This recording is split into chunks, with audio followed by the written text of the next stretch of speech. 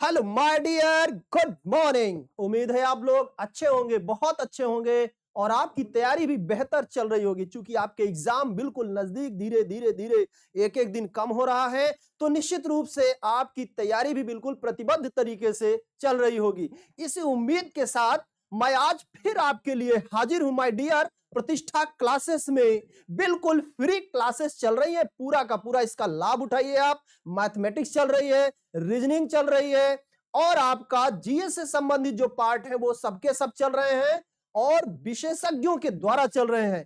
तमाम एग्जाम्स को, पीछे जितने एग्जाम हुए हैं माय डियर, सबको खंगालने के बाद हम इस मंच पे खड़े हैं कि आपके एग्जाम में जो चीजें आएंगी, जितनी चीजें पूछी जाएंगी, सिर्फ उतने पे बात होगी। ठीक है बच्चे, तो आइए देखते हैं। मैं राष्ट्रपति से संबंधित टॉपिक पे आपसे लगातार 3 क्लासेस में डिबेट कर चुका हूं। आज मैं फिर राष्ट्रपति का एक पार्ट, विवेकी शक्तियां और उपराष्ट्रपति से संबंधित कुछ बातें आपसे करूंगा और उम्मीद करूंगा कि आपको यहां से बिल्कुल पूरी तरह से लाभ मिलेगा और एग्जाम में आप बेहतर कर पाएंगे। तो माय डियर, आपके सामने स्क्रीन पर लिखा हुआ है, क्या लिखा हुआ है?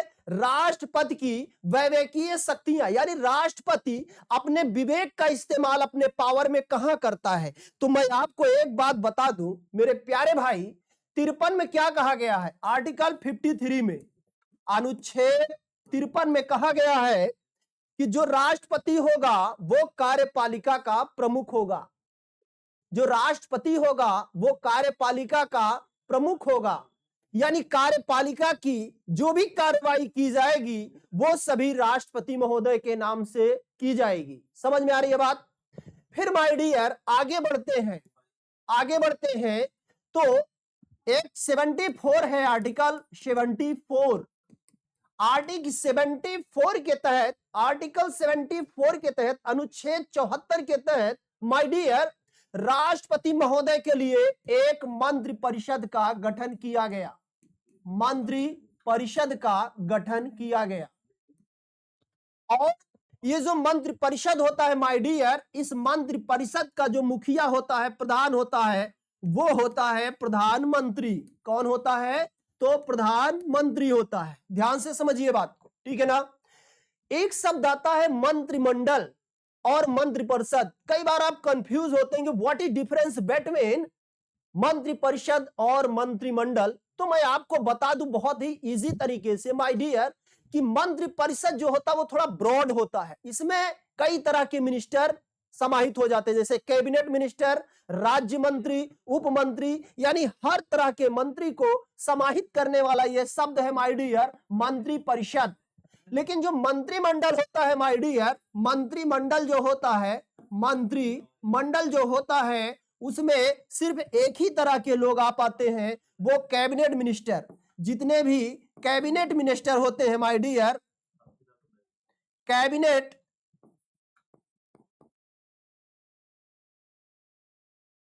जो कैबिनेट मिनिस्टर होते हैं माय डियर, उनसे मिलकर के बनता है मंत्रिमंडल। और इसमें 3 तरह के मंत्री होते हैं मंत्रिपरिषद में। मंत्रिपरिषद में 3 तरह के मंत्री होते हैं माय डियर। कैबिनेट मिनिस्टर भी होता है और इसमें राज्य मंत्री होते हैं, राज्य मंत्री होते हैं, और इसके अलावा माय डियर इसमें उप मंत्री भी शामिल होते हैं। तो उस तरह से ये ज्यादा बड़ा है। तो अनुच्छेद 74 के तहत क्या कि राष्ट्रपति महोदय के लिए मंत्रिपरिषद का गठन किया गया और 42वें संविधान संशोधन द्वारा, 42वां संविधान संशोधन 1976 में हुआ था। 42वें संविधान संशोधन द्वारा ये कहा गया कि जो राष्ट्रपति है ना, राष्ट्रपति महोदय मंत्रि परिषद की सलाह मानने के लिए बाध्य होंगे। ठीक है ना। 42वें संविधान संशोधन में कहा गया कि वो मंत्रि परिषद की सलाह मानने के लिए क्या होंगे? तो वो बाध्य होंगे। क्या होंगे? बाध्य होंगे। लेकिन बाद में फिर माय डियर 44वें संविधान संशोधन द्वारा, 44वें संविधान संशोधन द्वारा ये कहा गया कि जो राष्ट्रपति महोदय होंगे वो एक बार मंत्रि परिषद द्वारा दी गई सलाह को एक बार वो पुनर्विचार के लिए वापस कर सकते हैं। एक बार वो पुनर्विचार के लिए वापस कर सकते हैं। लेकिन यहां ध्यान दीजिए कि अगर मंत्रिपरिषद दोबारा जो है उस पर विचार करके और राष्ट्रपति महोदय के पास भेजती है, तब वो उसको मानने के लिए बाध्य होंगे। समझ रहे हैं आप बात को? तो यहां पर ज्यादातर मसले में अगर आप देखेंगे, इसीलिए जो है ना, भारत के जो राष्ट्रपति, इनको डॉक्टर अंबेडकर ने क्या कहा था? Doctor B R. अंबेडकर साहब ने कहा था, जिनको संविधान का पिता भी कहा जाता है, संविधान निर्माता भी कहा जाता है। Doctor B R. अंबेडकर साहब ने कहा कि जो भारतीय संविधान में राष्ट्रपति की वही हैसियत है जो ब्रिटेन के संविधान में सम्राट की। ये कोटेशन है, इसको भी आपको ध्यान देना पड़ेगा। ये बात कहा था डॉक्टर बी.आर. अंबेडकर साहब ने कहा था, ठीक है ना? तो अब यहां पे आपको ध्यान देने वाली बात है माय डियर, कि ऐसे सिचुएशन में वो अपने विवेक का इस्तेमाल कर सकता है। 44वें संविधान संशोधन में कहा गया कि जो राष्ट्रपति महोदय हैं वो अगर मंत्रिपरिषद कोई सलाह देती है तो उसको एक बार वो पुनर्विचार के लिए वापस कर सकते हैं, लेकिन अगर दोबारा वो भेजती है तो फिर वो उसको मानने के लिए बाध्य होंगे। अब सवाल ये पैदा होता है यहां पर माय डियर, क्या कि ऐसी कौन सी परिस्थितियां हैं जहां पर राष्ट्रपति महोदय अपने विवेक का इस्तेमाल करते हैं? तो वो परिस्थितियां कुछ ऐसी हैं, जैसे मान लीजिए कि चुनाव हो गए और किसी भी पार्टी को मैंडेट यानी पूर्ण बहुमत नहीं मिल पाया है, तो ऐसे सिचुएशन में राष्ट्रपति महोदय अपने विवेक का इस्तेमाल कर सकते हैं और उस पार्टी को ऑफर दे सकते हैं जो वहां पर बहुमत साबित कर सकती है। दूसरा कंडीशन माय डियर, कि मान लीजिए कि प्रधानमंत्री मर जाए, मान लीजिए कि प्रधानमंत्री मर गए, कोई हादसा हो गया, बीमार हो गए किसी वजह से, बीमारी से तो प्रधानमंत्री नहीं मरेंगे, समझ रहे हैं, लेकिन मान लीजिए कोई हादसा हो गया और प्रधानमंत्री मर गए, तब ऐसी सिचुएशन में पार्टी जो है वो निर्णय नहीं ले पा रही है कि किसको प्राइम मिनिस्टर बनाया जाए। यहां पर भी राष्ट्रपति महोदय अपने विवेक का इस्तेमाल करके और राष्ट्रपति महोदय अपने विवेक का इस्तेमाल करके प्रधानमंत्री की नियुक्ति कर सकते हैं। समझ में आ रही है बात? आगे देखिए, आगे क्या कह रहा है। तो इन परिस्थितियों में वो अपने विवेक का इस्तेमाल करते हैं, ठीक है ना? आगे चलते हैं, आगे देखिए। अब हम स्टार्ट करेंगे भारत का उपराष्ट्रपति। कौन? भारत के उपराष्ट्रपति यानी वाइस प्रेसिडेंट ऑफ इंडिया। और अगर कहा जाए तो देश का दूसरा सबसे सर्वोच्च अधिकारी है वाइस प्रेसिडेंट ऑफ इंडिया, ठीक है ना? अनुच्छेद 63 में वाइस प्रेसिडेंट ऑफ इंडिया के बारे में बताया गया है कि भारत का जो है एक उपराष्ट्रपति होगा। समझ रहे हैं आप? भारत का एक उपराष्ट्रपति होगा। ये अनुच्छेद 63 के तहत कहा गया है कि भारत का एक उपराष्ट्रपति होगा। उपराष्ट्रपति राज्यसभा का पदेन सभापति होता है। उपराष्ट्रपति माय डियर राज्यसभा का पदेन सभापति होता है। दूसरा फैक्ट। तीसरा क्या है कि उपराष्ट्रपति का पद जो है वो अमेरिका के संविधान से लिया गया है। तो यहां ये 3 महत्वपूर्ण फैक्ट आपके सामने मौजूद है। क्या? कि एक तो अनुच्छेद 63 के तहत क्या कहा गया है कि भारत का एक उपराष्ट्रपति होगा, उसके बाद उपराष्ट्रपति राज्यसभा का पदेन सभापति होता है। समझ रहे आप?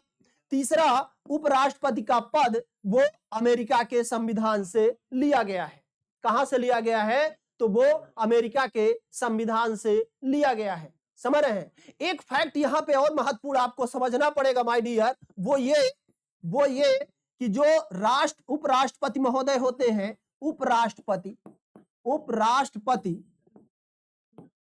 उपराष्ट्रपति माय डियर, उपराष्ट्रपति जो है वो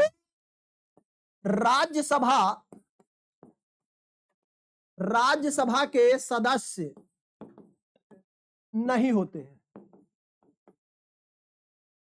हैं। ध्यान दीजिएगा, राज्यसभा के सभापति का काम तो वो करते हैं, चेयरमैन का काम तो करते हैं वो सभा को व्यवस्थित चलाने के लिए, क्योंकि उपराष्ट्रपति का अपना कोई काम ही नहीं है। उपराष्ट्रपति के नाम पे उनको कोई वेतन भी नहीं मिलता है। जो वेतन मिलता है ना उपराष्ट्रपति को, वो किसके नाम पे मिलता है? तो राज्यसभा के सभापति के रूप में उनको ये वेतन मिलता है माय डियर। समझ में आ रही बात? यानी उपराष्ट्रपति के रूप में उनको कोई वेतन नहीं मिलता है, ना उपराष्ट्रपति के रूप में उनको कोई काम है। हाँ, राष्ट्रपति को अगर मान लीजिए राष्ट्रपति मर जाए, राष्ट्रपति का पद खाली हो गया, या किसी और वजह से राष्ट्रपति महोदय नहीं है, तब ऐसी सिचुएशन में उपराष्ट्रपति जो है वो राष्ट्रपति के कर्तव्यों का निर्वहन करता है। समझ बात को। लेकिन ऐसे सिचुएशन में जब वो राष्ट्रपति के कर्तव्यों का निर्वहन कर रहा होता है, यानी राष्ट्रपति का काम कर रहा होता है, तब वो राज्यसभा का कोई भी काम नहीं करता है, राज्यसभा का सभापति का भी काम नहीं करता है, और तब उसको राज्यसभा के सभापति के रूप में जो वेतन मिल रहा होता है ना, वो भी नहीं मिलता है, तब उनको मिलता है राष्ट्रपति के रूप में वेतन। समझ में आ रही है बात?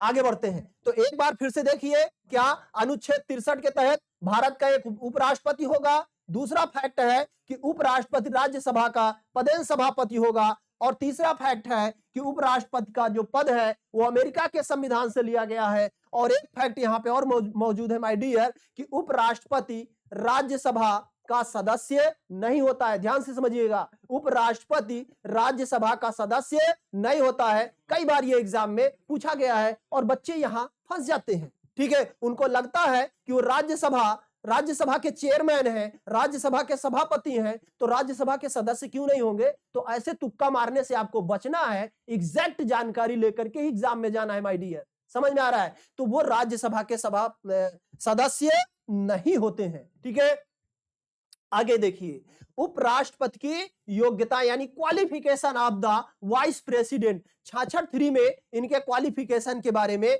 कहा गया। अनुच्छेद 66(3) में इनका क्वालिफिकेशन माय डियर दिया गया है। तो मैं अगर क्वालिफिकेशन की बात करूं तो उपराष्ट्रपति और राष्ट्रपति के क्वालिफिकेशन में कोई डिफरेंस, विशेष डिफरेंस नहीं है। कुछ बातें हैं जिस पे मैं आपसे बात करूंगा, ठीक है ना। बाकी जो क्वालिफिकेशन राष्ट्रपति महोदय की होनी चाहिए वही उपराष्ट्रपति की। अब राष्ट्रपति का क्वालिफिकेशन क्या है कि भारत का नागरिक हो, आगल पागल ना हो, समझ रहे हैं ना, भारत का नागरिक है, होना चाहिए, किसी लाभ के पद पे नहीं होना चाहिए, न्यूनतम वो 35 साल की आयु पूरी कर चुका हो। और जो सबसे शानदार फैक्ट यहां बनता है मेरे प्यारे बच्चे, वो ये कि राष्ट्रपति लोकसभा का सदस्य चुने जाने की योग्यता रखता हो। समझ रहे बात को? ठीक उसी तरह से अगर मैं उपराष्ट्रपति की बात करूं तो नंबर एक उपराष्ट्रपति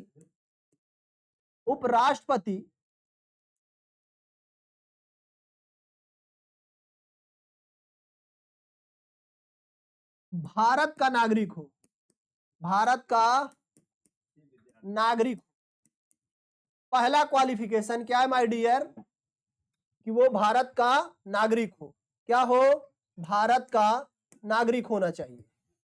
जिसको भी उपराष्ट्रपति बनने का शौक है उसको ये जानना चाहिए कि पहला क्वालिफिकेशन क्या, कि वो भारत का नागरिक हो। दूसरा कि वह न्यूनतम 35 वर्ष की आयु पूरी कर चुका हो।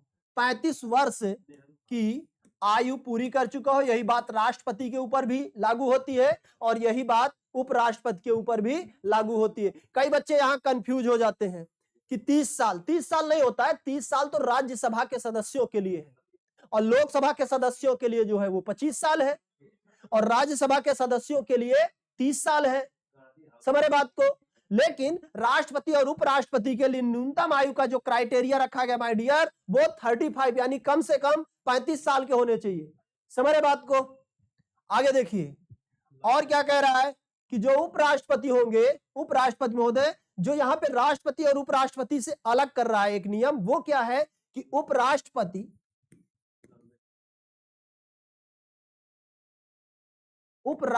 को राज्यसभा का सदस्य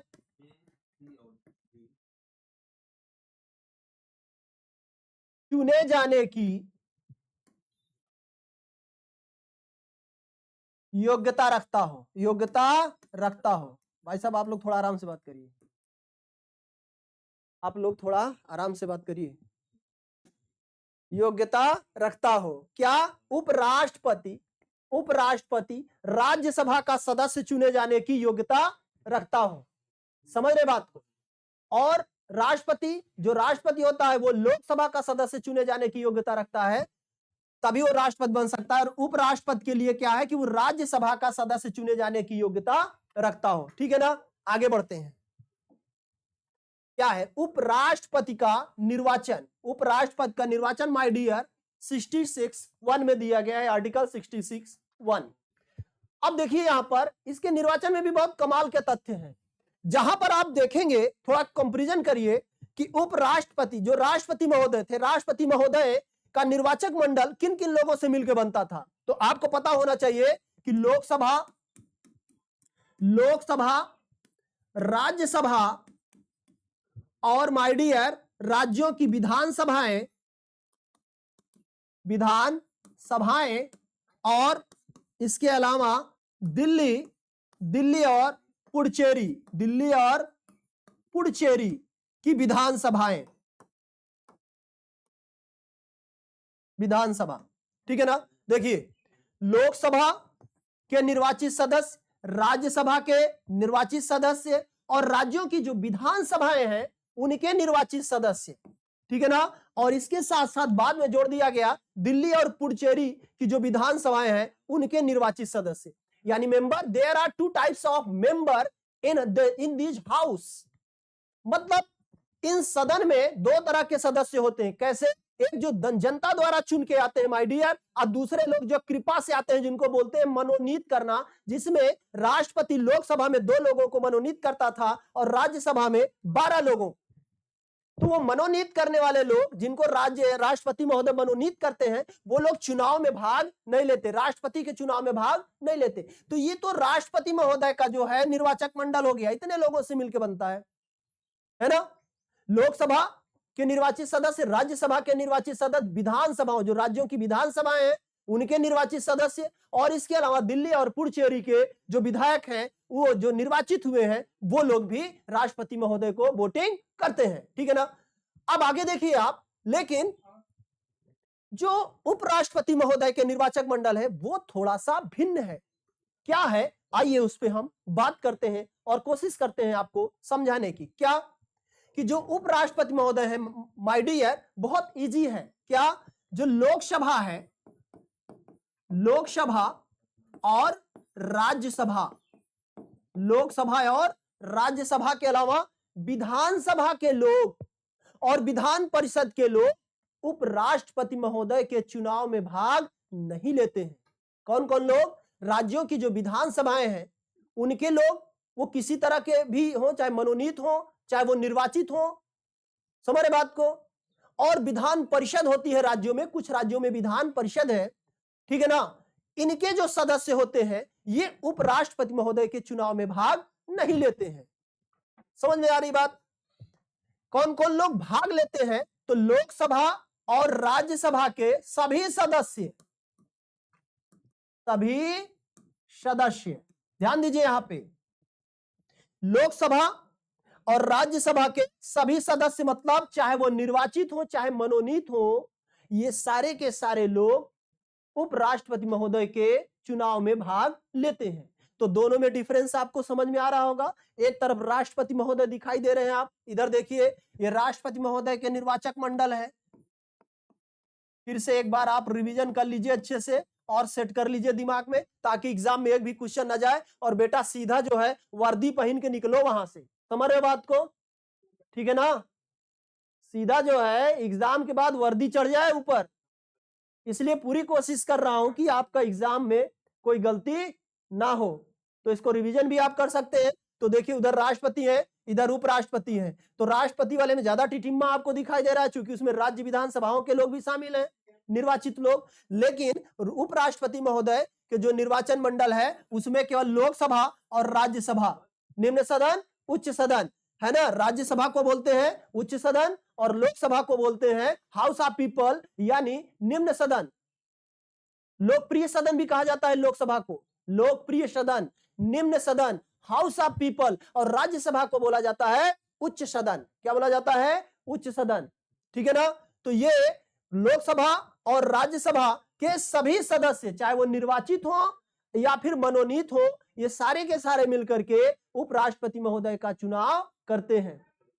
तो निश्चित रूप से आपको यहां पे ये फैक्ट समझ में आए होंगे, ठीक है। आगे बढ़ते हैं। यहां पर है उपराष्ट्रपति महोदय की पदावधि। तो भारत में लगभग जितने भी इस तरह के पद है ना, सबका 5 साल के लिए होता है। राज्यसभा का थोड़ा अलग है, वो 6 साल के लिए होते हैं। बाकी आप चाहे लोकसभा का कार्यकाल देख लीजिए, ठीक है ना, आप चाहे राष्ट्रपति का कार्यकाल देख लीजिए, आप चाहे उपराष्ट्रपति का कार्यकाल देख लीजिए, आप गांव में जो प्रधान चुने जाते हैं उनका कार्यकाल देख लीजिए, सबका लगभग लगभग 5 साल होता है। तो उस लिहाज से उपराष्ट्रपति महोदय का भी जिस दिन वो पद शपथ लेते हैं, शपथ लेने के बाद से 5 वर्ष, शपथ लेने वाली तारीख से कितना 5 वर्ष तक वो अपने पद पर बने रहते हैं। लेकिन उनके पद पर बने रहने के दौरान, यानी पद से उनका पदावधि खत्म होने के बाद, यानी उनका कार्यकाल खत्म होने से पहले ही उपराष्ट्रपति का चुनाव करा लिया जाना जरूरी होता है, ठीक है ना। तो वो 5 वर्ष के लिए शपथ की तारीख से 5 वर्ष के लिए अपने पद पर जो है ये बैठेंगे। लेकिन इसके पहले भी उपराष्ट्रपति महोदय,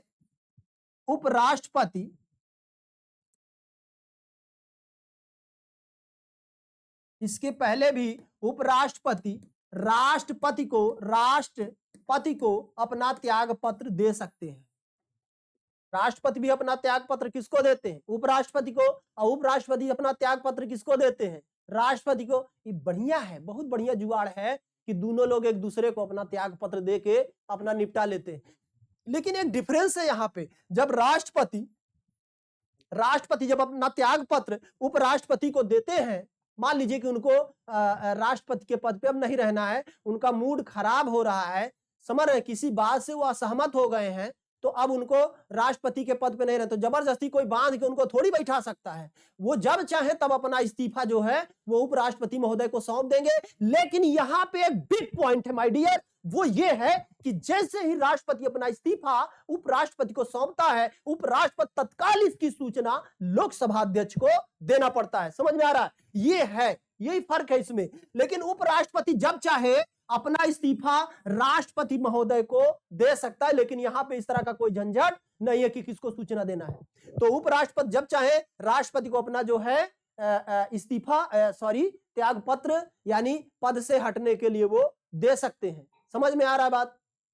और वो अपने पद से हट सकते हैं। दूसरा कि राष्ट्रपति महोदय को पद से हटाने के लिए इंपीचमेंट यानी महाभियोग की जरूरत थी। महाभियोग अनुच्छेद 61 में है। थोड़ा आर्टिकल वगैरह भी याद करो यार।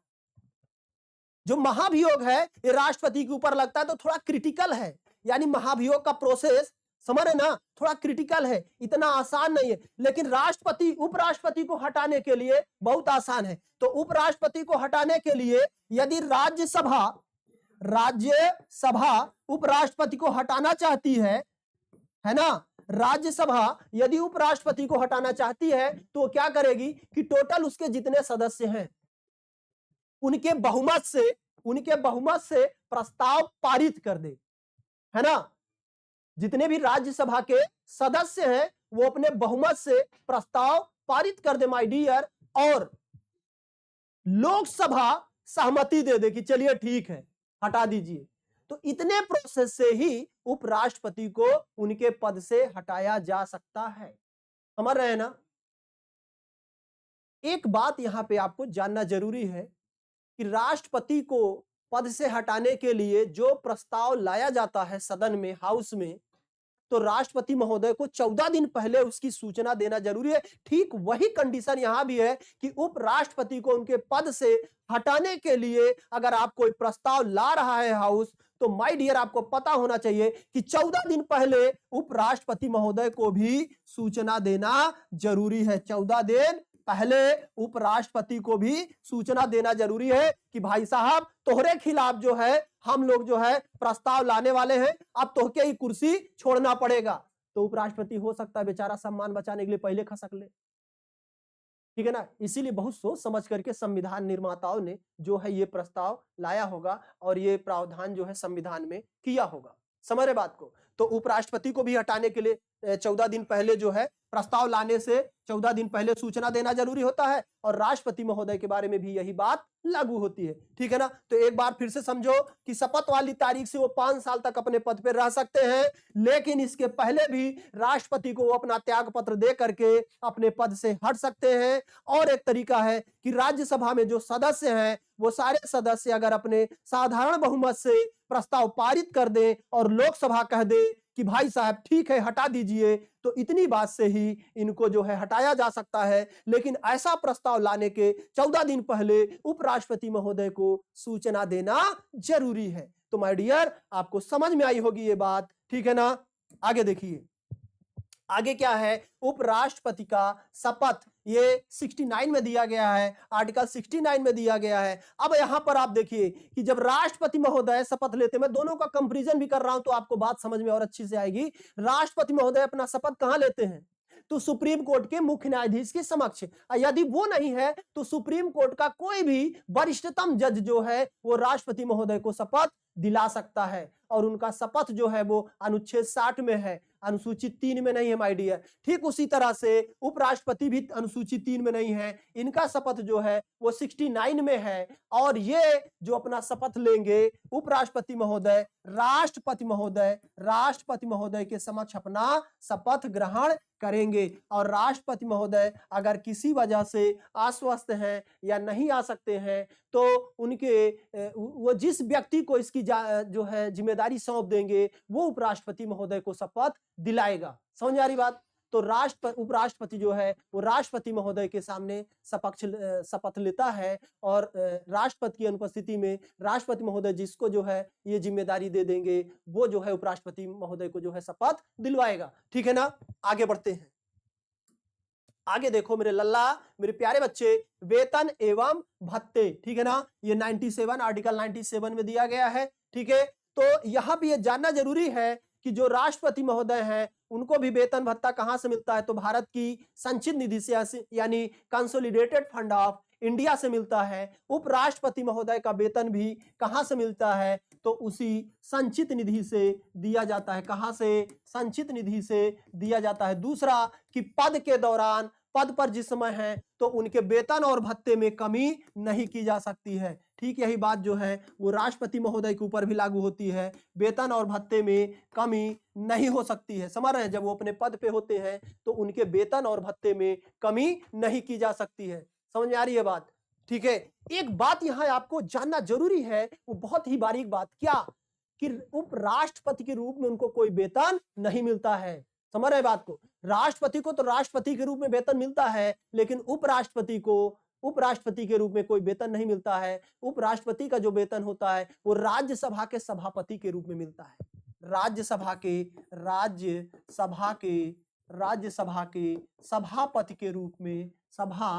के रूप में वेतन उनको जो है वेतन मिलता है माय डियर, है ना। उपराष्ट्रपति का कोई वेतन नहीं होता है, उपराष्ट्रपति का कोई वेतन नहीं होता है। इनको जो वेतन मिलता है वो राज्यसभा के सभापति के रूप में वेतन मिलता है। भाई साहब समझ रहे बात को।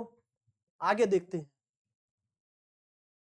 आगे क्या है माय डियर, कार्य एवं शक्तियां, यानी राष्ट्रपति के पास कौन सी पावर और फंक्शन है। फंक्शन का मतलब यहाँ कार्य होता है और पावर का मतलब शक्तियां होती है। तो ये किस तरह का एक कार्य और शक्तियां कर सकते हैं। एक तो ये होता है कि जो राज्यसभा है, राज्यसभा में वो पूरा प्रशासन को बनाए रखते हैं, व्यवस्था को बनाए रखते हैं, किस क्रम में किसको बोलना है, क्या बोलना है, कौन सी बात कार्रवाई में डालनी है, कौन सी बात कार्रवाई से निकाल देनी है, ये सारी चीजों की जिम्मेदारी वो सभापति महोदय यानी उपराष्ट्रपति महोदय की होती है। और उसके अलावा उपराष्ट्रपति राज्यसभा का सदस्य नहीं होता, अतः उसे मतदान देने का अधिकार नहीं है, because he is not a member of Rajya Sabha, क्योंकि वो राज्यसभा का सदस्य नहीं है। लेकिन क्वेश्चन यहां बनेगा, यदि राज्यसभा में किसी प्रस्ताव पर बराबर मत पड़ जाए माय डियर, तो निर्णायक मत देने का अधिकार उपराष्ट्रपति महोदय को है। मान लीजिए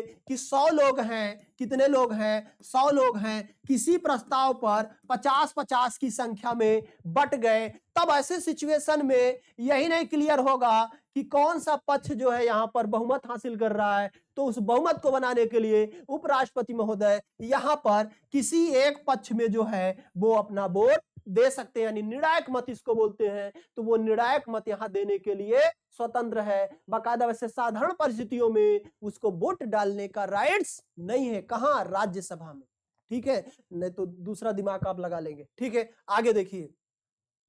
मतों की समानता की स्थिति में निर्णायक मत देने का अधिकार है। बिल्कुल, राष्ट्रपति द्वारा दिए गए त्याग पत्र की सूचना लोकसभा अध्यक्ष को दे, है ना। ये उसके कार्य है कि यदि राष्ट्रपति महोदय अपना त्याग पत्र उपराष्ट्रपति को चूंकि सौंपते हैं, तो ये उसका कर्तव्य है उपराष्ट्रपति का कि वो तत्काल इसकी सूचना लोकसभा अध्यक्ष को जाकर के दे। समझ में आ रही है बात? निश्चित रूप से आपको समझ में आ रही होगी। नहीं समझ में आ रही है कोई बात तो कमेंट करके जरूर बताइएगा, और सवाल अगर कोई आपको नहीं समझ में आया है तो कमेंट करके आप पूछ सकते हैं। ठीक है, आगे देखिए। कार्यवाहक राष्ट्रपति के रूप में उपराष्ट्रपति कब काम करता है? मान लीजिए राष्ट्रपति महोदय मर गए, या बीमार चल रहे हैं, या किसी काम से कहीं चले गए हैं, मतलब उनका पद उस समय खाली है, समझ रहे बात को, किसी वजह से, किसी कारण से, तब ऐसी सिचुएशन में माय डियर उपराष्ट्रपति को राष्ट्रपति महोदय के कर्तव्यों का पालन करना पड़ता है। और जब वो राष्ट्रपति के कर्तव्यों का पालन करने के लिए आते हैं, तब आपको समझना पड़ेगा कि ऐसी सिचुएशन में वो राज्यसभा के सभापति के किसी कर्तव्य का पालन नहीं करते हैं। और जब वो कार्यवाहक राष्ट्रपति के रूप में कार्य करने के लिए आते हैं, तो उनको वेतन भी राष्ट्रपति का मिलने लगता है, समझ रहे? तब वो सभापति वाला वेतन नहीं मिलेगा। जब वो राष्ट्रपति के कर्तव्यों का पालन करेंगे तो उनको राष्ट्रपति वाला वेतन दिया जाएगा माय डियर। तो आइए देखते हैं, अनुच्छेद 65 के तहत उपराष्ट्रपति को कार्यवाहक राष्ट्रपति के रूप में कार्य करने हेतु सशक्त किया गया है, अनुच्छेद 65 के तहत। और ऐसा कब होगा? जब किसी कारणवश राष्ट्रपति महोदय का पद खाली है। कब खाली होगा भाई साहब? आपको पता ही है, या तो मर जाएं, सॉरी ऐसे तो कहने में अच्छा नहीं लग रहा है, लेकिन अब आपको फैक्ट बताना है तो समझना ही पड़ेगा। या मान लीजिए राष्ट्रपति महोदय मर जाएं किसी कारण से, या बहुत बीमार हो गए हैं, या कहीं चले गए हैं जिसके वजह से उनका पद खाली पड़ा है, ठीक है ना। तो ऐसे समय में उपराष्ट्रपति महोदय को राष्ट्रपति के कर्तव्यों का पालन करना पड़ता है, यानी उनको रिजर्व रखा जाता है। रिजर्व क्या? राज्यसभा का सभापति का काम तो उनको करना ही पड़ता है, ठीक है, लेकिन जरूरत पड़ने पे कार्यवाहक राष्ट्रपति के रूप में भी वो काम करते हैं। ठीक है, फिर क्या कह रहा है? मुख्य न्यायाधीश एम हिदायतुल्लाह कार्यवाहक राष्ट्रपति के रूप में कार्य किया था। एकमात्र जो है ये चीफ जस्टिस, यानी अगर उपराष्ट्रपति और राष्ट्रपति दोनों का पद खाली हो जाए, तब राष्ट्रपति के कर्तव्यों का निर्वहन कौन करेगा? दो बात, यहां दो सवाल पैदा। अगर राज्यसभा राष्ट्रपति और उपराष्ट्रपति दोनों का पद खाली हो जाए, तब चीफ जस्टिस ऑफ इंडिया जो है वो राष्ट्रपति के कर्तव्यों का निर्वहन करेंगे। और उपराष्ट्रपति का पद मान लीजिए खाली हो गया है, तो राज्यसभा का सभापति का काम कौन करेगा? तो उपसभापति। कौन? उपसभापति। जब राज्यसभा में सभापति का पद खाली हो गया, यानी जो उपराष्ट्रपति और राष्ट्रपति के कर्तव्य निर्वहन के लिए चले गए, तो राज्यसभा के सभापति का पद खाली हो गया, तब सभा की कार्रवाई कैसे चलेगी? तो जो उपसभापति होता है राज्यसभा का, वो जो है सभापति के कर्तव्यों का निर्वहन करता है। समझ में आ रही है आपको बात? ठीक है ना। तो एकमात्र जो है न्यायाधीश एम हिदायतुल्लाह थे, जिन्होंने जो है, और ये सिचुएशन कब पैदा हुई समझ रहे हैं आप? जब राष्ट्रपति और उपराष्ट्रपति दोनों के पद खाली हो जाएं, तब सुप्रीम कोर्ट का जो चीफ जस्टिस है और उसकी अनुपस्थिति में सुप्रीम कोर्ट के वरिष्ठतम न्यायाधीश जो है वो राष्ट्रपति के कर्तव्यों का निर्वहन करेंगे। ठीक है, तो निश्चित रूप से आपको ये बात समझ में आई होगी। आगे देखते हैं माय डियर। तो आज के लिए इतना ही काफी है, फिर हम मिलते हैं अगली कड़ी में आपके साथ महत्वपूर्ण सवालों के साथ इसी चैनल पर। तब तक आपने मुझे वॉच किया, सुना, बहुत बहुत धन्यवाद। Thank you.